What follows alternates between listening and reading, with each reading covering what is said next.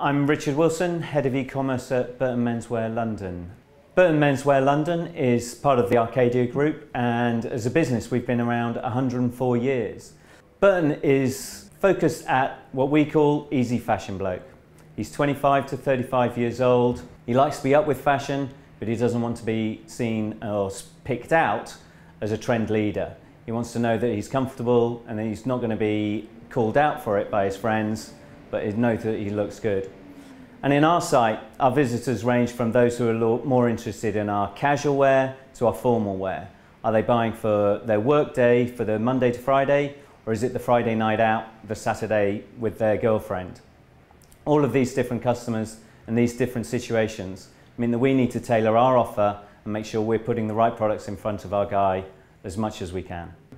In Arcadia, we started working with Peerius in 2011, and I guess for us, the initial requirement for personalisation and recommendations was to look at how we could take out a lot of what the task was, already putting pressure on our production teams.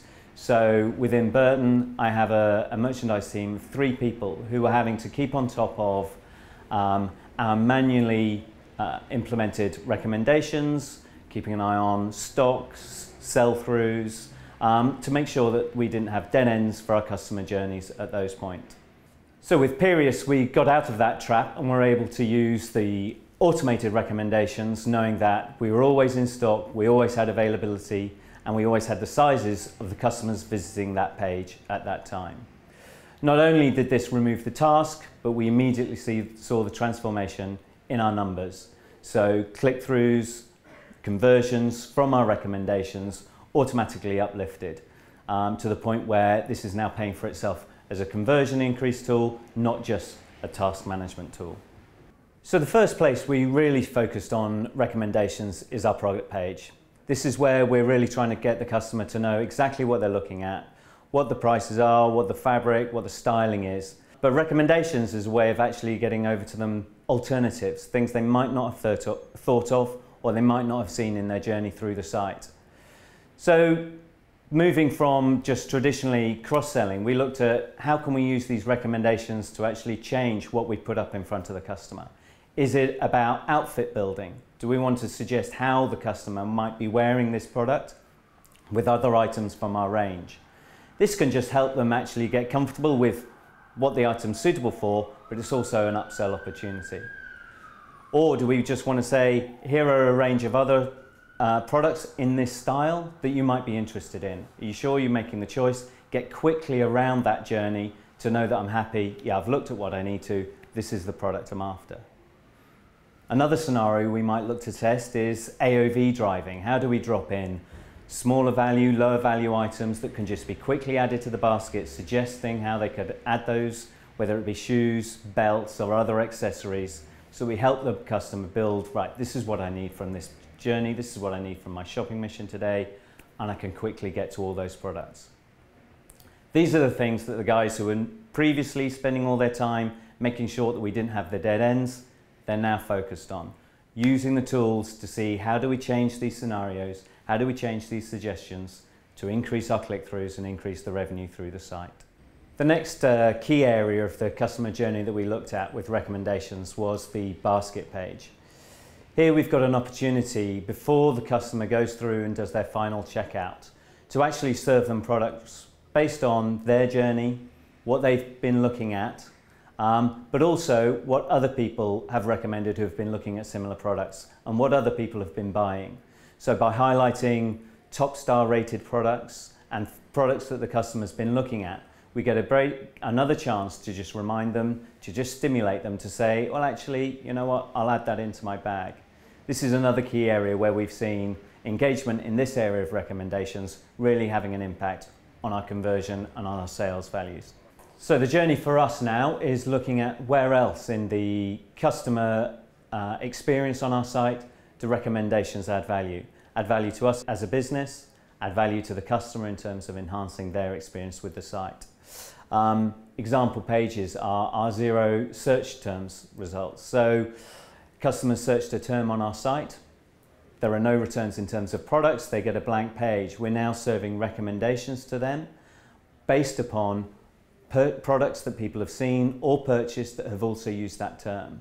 So where we can add that in, get a better chance of hitting them with something that they're likely to be looking for, because this is what other people who have used that term have also looked and bought. Other areas of the site where we can do this: homepage, pre-populate it with items that we know they've been looking at, or from categories that they really heavily engage in or have been using. Actually bring that to the fore on the homepage, whether it be product scrollers or more promotional messages.